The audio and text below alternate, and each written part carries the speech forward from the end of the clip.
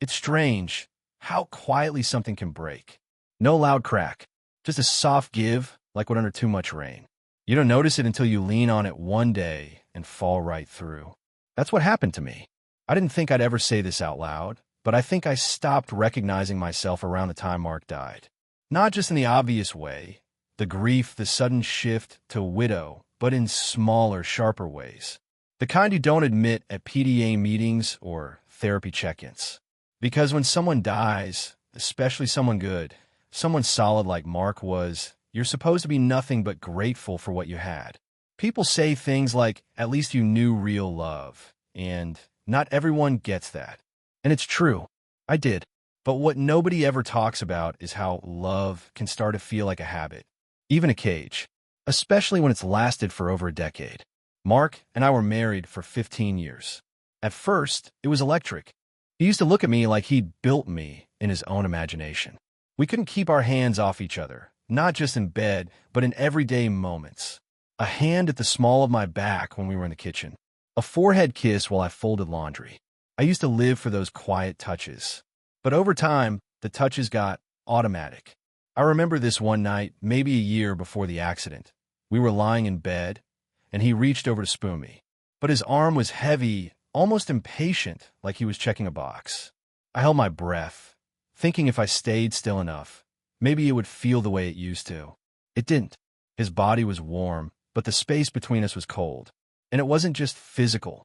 Emotionally, we'd started drifting, like two people standing on opposite shores, waving, pretending the tide wasn't rising between us. I used to want to talk about everything, my ideas, my doubts, my strange little dreams. But with Mark, those conversations got shorter, duller. I'd tell him how I felt lonely even when he was next to me, and he'd nod, then go back to checking emails. One night, I kissed him. Just kissed him. No reason, no lead up. And he kissed me back, but with this hesitation. Like he wasn't sure if he was allowed to want me anymore. I pulled back and said, "What?" And he smiled and said, "Nothing," but the smile didn't reach his eyes. I know he loved me. I also know he stopped seeing me. And now that he's gone, I get to live in this strange in-between. People look at me like I'm broken, but noble, the brave widow. They say things like, "He was your everything." And I smile and nod, because I'm not supposed to say what I'm actually thinking. He wasn't. Not anymore. Now when I started waking up every day feeling invisible in my own life. The thing is, I didn't realize how far I'd drifted from myself until someone new looked at me like I was still here, like I was still wanted. It happened on a rainy night, almost a year after the funeral. I'd invited Daniel over, an old friend from college who'd recently moved back to town. We'd had dinner, too much wine, and hours of laughter that felt too easy, too dangerous. At one point, I leaned into him on the couch, and he held me. Not because he thought I needed comforting, but because he wanted to. He looked at me like I wasn't just Mark's widow, like I was Claire, a woman with a pulse.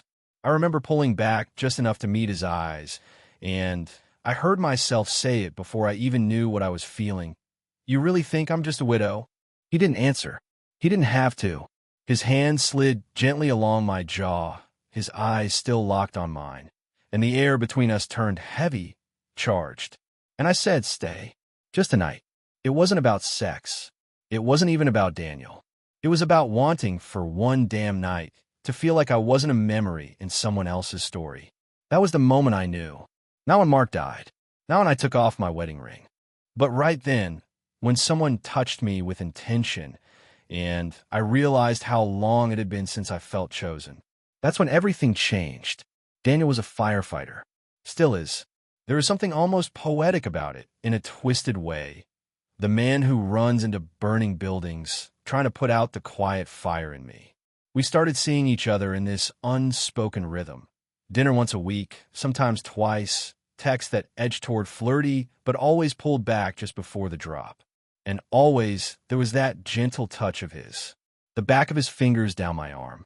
His palm resting heavy on my thigh when we sat together. His lips pressed behind my ear when we said goodbye. It should have thrilled me. Maybe it did. But some nights, it made me feel hollow. I remember one evening, a Thursday, we'd met at my place. I had roasted chicken in the oven, candles lit, that old Bon Iver album humming softly in the background. I wore the deep green dress Mark never noticed, and Daniel walked in smelling like smoke and eucalyptus soap, his uniform half undone, his jaw dark with the end-of-shift stubble I used to find impossibly sexy. He kissed me before the door even shut. It wasn't a slow kiss.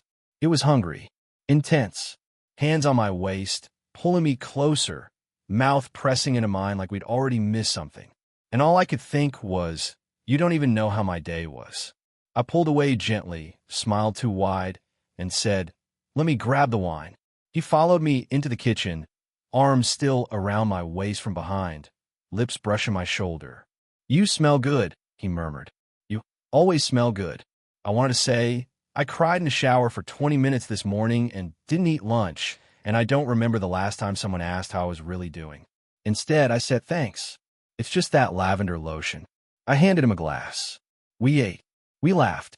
But the night had that strange warble to it, like a record just slightly off speed. Later, in bed, he reached for me again. And again, I went along with it. Not out of desire, but out of muscle memory.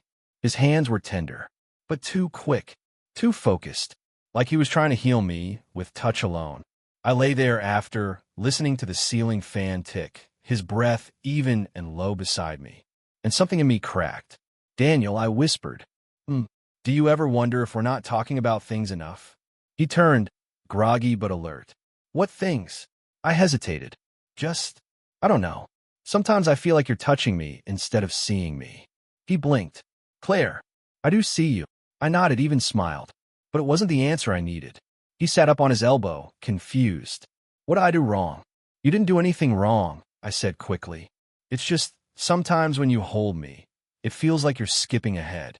Like you think if you touch me enough, I'll be okay. He frowned. Isn't that what you want? I mean, I'm trying. I'm showing you how I feel. I know. I exhaled. But I don't want to be touched when I still feel miles away inside. I want you to ask what's going on in here. I tapped my temple, then my chest, before you reach for what's out here. He looked away. It wasn't rejection I feared. It was being misunderstood. Again, he finally said, I guess I thought we were connecting. That maybe I was helping you come back to life. I swallowed. You are, in a way. But I don't want to be someone you saved, Daniel. I want to be someone you know. We lay in silence for a long time after that. And eventually, he held me. Softer. Slower. No agenda. No hand searching. Just warmth. Breath. Skin. And still. Even then, I felt like I was speaking a language he hadn't learned yet. It wasn't about blame. Or even love. It was about misalignment. He loved with his hands. I needed words. Presence. Stillness. That was the night I realized something important. Sometimes it's not that they don't love you. It's that they don't know how to love you the way you need. And I had spent so many years with Mark, with silence, and now with Daniel, trying to translate myself into a version of womanhood that wouldn't feel like too much. But what if I was never too much? What if I was just not enough for the way they knew how to love? That question still sits with me. Maybe that's what being a widow really means. Not just losing a partner, but losing the version of yourself you were willing to shrink for them. And now, I'm deciding who I want to be without shrinking, even if it means sleeping alone. It was a Saturday. Grocery bags on the counter, the smell of peaches in the air, a storm just starting to roll in over the hills. Daniel was in a good mood. He always was after his 48-hour shift ended, relieved, looser in his body, more playful. The kind of man who wanted to live loud the minute he got home, like he had to prove something to the clock. I was stacking fruit in the ceramic bowl Mark's sister had given us for our 5th anniversary, something I never told Daniel. He came up behind me, wrapping his arms around my waist, pressing his chest to my back. I tensed slightly, not enough for him to notice. Or maybe he did. I never really knew anymore. You smell like oranges, he said, nuzzling into my neck. Yeah, I replied softly. I got that new soap. MMM. You smell good enough to eat. His voice dropped. Warm, low, flirtatious. He reached around and gave my hip a playful squeeze, hand drifting just a little too far down.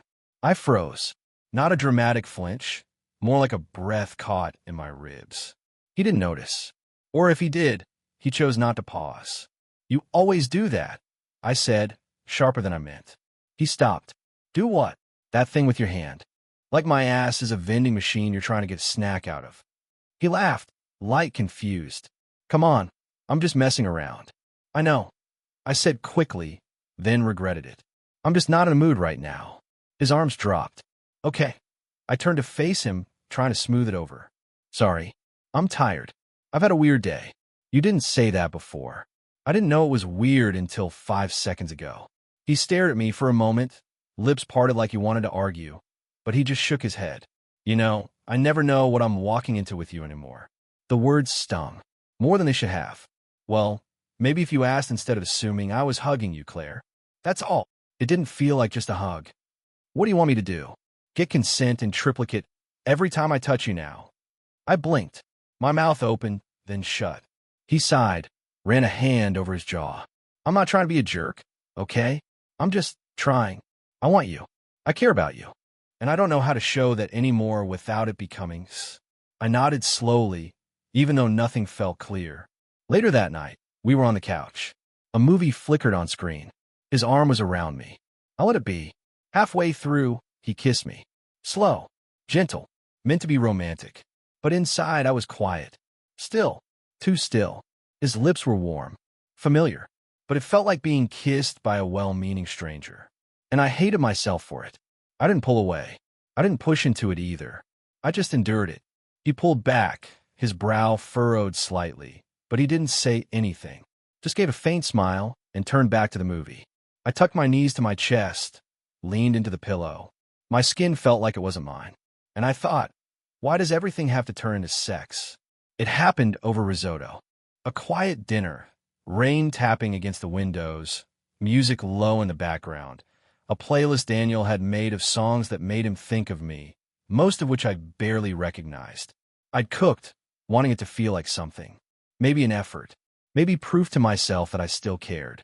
He brought wine, wore that navy button-down that hugged his chest just enough to make me remember the first time I saw him at the station. Confident, steady. That version of him had a kind of gravity I was drawn to. Still was sometimes. He reached across the table, placed his hand over mine. I've been thinking, he said, maybe we take a weekend. Just us. No phones. No responsibilities. Just get away. Get back to us. I smiled or tried to. That's nice. He tilted his head. You don't like the idea? I didn't say that. You didn't have to. I looked down on my plate, then up at him. It's not the trip. It's just, I don't know what us even means right now. Daniel let out a breath, set down his fork. Claire, I'm trying here. I really am. I know. No, I don't think you do. I never know if I'm making things better or worse. Every time I get close to you, it's like I hit some invisible wall. I swallowed hard, heart tightening. That's not fair, isn't it? He said, voice still calm but edged now. You say you want connection. I try to connect, and you retreat. Every time, and suddenly I was full of everything. The tears came before the words. I feel like I'm faking it all the time. I snapped, voice cracking, hands shaking. Like I'm pretending to be someone you want because it's easier than admitting I don't even know who the hell I am anymore. Daniel blinked, stunned. You touch me like I'm a switch you can flip. Like if you just kiss me the right way or plan the right weekend, I'll turn back into the woman you think I am. I'm not her. I cut in louder now. I'm not the sexy, spontaneous, fun Claire you built in your head. I'm exhausted. I'm lonely. And half the time, I don't even feel real to myself, let alone to you. He pushed back his chair. So what do you want me to do, Claire? Sit here and let you push me away because you're scared? I'm not scared, I whispered, voice hollow. I'm numb. And then I said it. The thing I didn't even know I'd been holding in my chest since the first night he stayed over. You really think I'm just a widow? My voice broke. Like I'm some broken story you get to rewrite, like your love is the thing that brings me back to life. Daniel's face shifted. Hurt, anger, and something else, shame, maybe. He didn't say anything for a long beat. Then, quietly, I didn't know you felt like that. Neither did I said. Not until just now. He stood slowly, picked up his jacket. I think I should go. I didn't stop him. I didn't apologize. After the door shut, I sank to the floor, still in that damn green dress, arms wrapped around my knees. The silence was thick, and I hated it Not because it meant he was gone, but because of what it said about me. I hadn't meant to hurt him. I'd meant to reach for him, somehow, even if all I'd done was slap his hand away. I felt raw, guilty, embarrassed by the emotion that had spilled out so violently, like I'd taken a truth that needed to be whispered and screamed it into a mirror instead. And still, beneath all of that, was the shame of this one thought looping in my head like static. Why does everything have to turn into sex? The days that followed were silent in the worst kind of way. Not loud or angry, just absent. Daniel didn't text. Not right away. And I didn't reach out either, though I kept checking my phone like I was waiting for something I had no intention of responding to. We had drifted. Or maybe we'd both jumped ship at the same time and were now quietly treading water, pretending we still had something to hold on to. I saw him again 2 weeks later, by accident, the farmer's market of all places. He was standing by the coffee truck, talking to the older vendor who always flirted with everyone. He laughed at something she said, polite and tired. That kind of laugh that isn't real joy, just a placeholder. He looked thinner. Maybe it was the lighting. Or maybe I just hadn't seen his sadness before. When he turned and saw me, he froze for half a second. Then he nodded. Nothing more. No wave. No smile. Just a nod. And I felt that nod in my chest like a fist. That night, I couldn't sleep. I lay in bed staring at the ceiling fan, just like the old nights. Except now, there was no breath beside me. No touch I didn't want. No warm weight I was resenting in real time. I missed him. God, I missed him. Not the kisses. Not the hands. Not even the sex. I missed the way he used to look at me when I made him laugh mid-sip of wine. I missed how he always checked the locks before bed without being asked.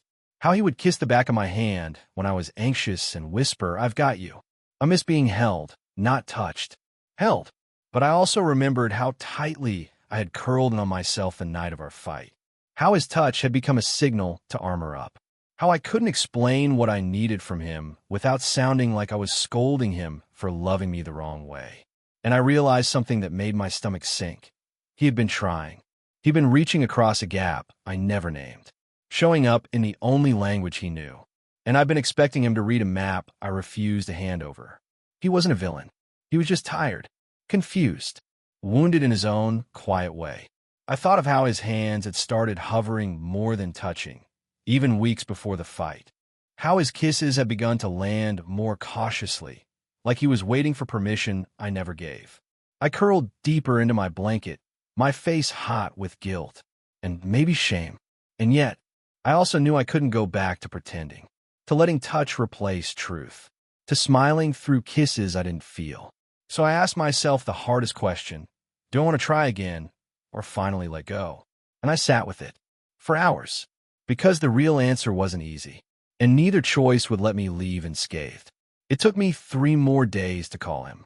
Not text, call. I don't know why, but I wanted to hear his voice. Maybe I needed proof that we were still real, that this wasn't just something that slipped in his silence and died like a forgotten plan on a windowsill. He answered on the second ring. Hey. His voice was soft, guarded. Hey, I said back. Then, nothing for a moment. Just breath. Do you want to come over? I asked finally. Just to talk. A pause. Yeah. Okay. He didn't bring wine this time. Or flowers. He just came in wearing that same navy button-down, sleeves rolled, eyes tired. We stood in the entryway, awkwardly, like teenagers, like strangers. I made tea, I said. He nodded. Thanks. We sat on the couch, 2 steaming mugs between us like peace offerings. I owe you an apology, I started, for the way I talked to you that night. I didn't mean to explode. I didn't even know I had that much in me. Daniel rubbed his jaw, didn't look at me. It wasn't just that night, Claire. I know. My throat tightened. I've been pulling away for months. Maybe longer. I kept thinking I needed space when really I needed honesty. With myself. With you. He finally looked at me. And it broke me a little. That expression, worn, cautious kind. I never wanted to be a problem you were trying to solve. I whispered. He sighed. I didn't want to be the guy who kept reaching for someone who wasn't there. I was there, I said. I just didn't know how to let you in. Another silence. Long. Not heavy. Just honest. I love being close to you, he said eventually. But sometimes I felt like I was loving a memory. Like you wanted me to be someone else. Or maybe you were trying to be someone else for me. I wiped under my eyes with the back of my hand. I think I wanted to want it. You. Us. But I couldn't fake it anymore. He nodded slowly. So, is this goodbye? And I hated how much I didn't know the answer. My mouth opened. Nothing came out. Because how do you say yes to walking away from someone who tried? Someone good? Instead, I leaned into him. Not for passion. Not for resolution. Just to rest. He let me. He pulled me gently into his arms, his chin resting on the top of my head. And we stayed like that, still, silent. No meaning layered beneath it. Just kindness. I'll always care about you, Claire, he said. I know. He stood, and I walked him to the door. He looked back once before leaving. Not for drama, not for hope. Just a moment of recognition between two people who tried. That night, I curled up on the couch alone. A part of me waited for regret. But it didn't come. There was grief, yes. Longing. But not for him exactly. For the woman I had once been. The one who loved easily. Who let herself be touched without flinching. The one who didn't overthink every kiss or wonder if it was her fault. I knew that version of me wasn't gone. She was just rebuilding. And maybe love would find me again. But next time, I know how to stay. And how to speak before I turn to stone. You know, for a long time, I thought desire was supposed to feel like fire. Sudden. Consuming. Like something that made you forget yourself. And then I learned, sometimes the hardest way, that what I actually wanted wasn't to be burned. It was to be seen. There's a kind of loneliness that doesn't come from being alone. It comes from being touched by someone who doesn't see you anymore. Or worse, from letting them keep touching you just so you don't have to admit how far you've drifted from yourself.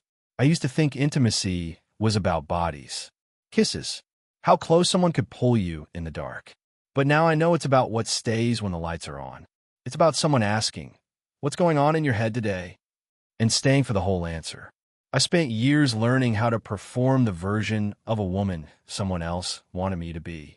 Sweet, responsive, easy to love. But I've outgrown the silence. I want conversations that feel like breath. I want slowness, curiosity, a kind of touch that's earned through listening, not assumed through routine. And if that's too much for someone, then I'd rather be alone than misunderstood. Daniel didn't stay. But that's not the tragedy. The tragedy would have been staying small, just to keep something that wasn't built for the truth. So if you're listening to this, if you're lying next to someone, or sitting in your car wondering if you're the only one who feels this off, you're not broken. You're not cold. You're just waking up. Sometimes, the bravest thing you can do is admit that love isn't enough when it forgets who you are. And sometimes, just sometimes, the most intimate thing you'll ever say is no. Not like this. Not anymore.